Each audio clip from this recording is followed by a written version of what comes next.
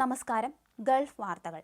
July 1-ാം തീയതി മുതൽ Muscat Indian എംബസിയിൽ നിന്നും ലഭിക്കുന്ന കോൺസുലർ പാസ്പോർട്ട് വിസ സേവനങ്ങൾ SGIVS ഗ്ലോബൽ എന്ന പുതിയ സേവന ദാതാവ് വഴി ലഭിക്കും. സൗദി അറേബ്യയുടെ സമുദ്രതീര പ്രദേശങ്ങളിലെ മലിനീകരണം ഇനി ടോണുകൾ നിരീക്ഷിക്കും.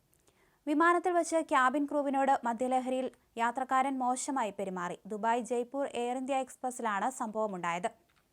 ഒമാനിൽ വൻതോതിൽ മദ്യം കടത്തിയ പ്രവാസി ഇന്ത്യക്കാരൻ അറസ്റ്റിലായി. സ്വകാര്യ കാറിൽ അനധികൃതമായി മദ്യം കടത്തിയതിനാണ് ഇയാളെ പിടികൂടിയത്.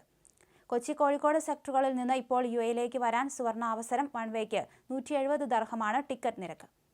വേനൽ അവധിക്കാലത്തെ തിരക്കു നേരിടാൻ ഷാർജ രാജ്യാന്തര വിമാനത്താവളം സജ്ജം. ജൂലൈ 1 മുതൽ 15 വരെ 8 ലക്ഷം യാത്രക്കാരെയാണ് പ്രതീക്ഷിക്കുന്നതെന്ന് ഷാർജ എയർപോർട്ട് അതോറിറ്റി.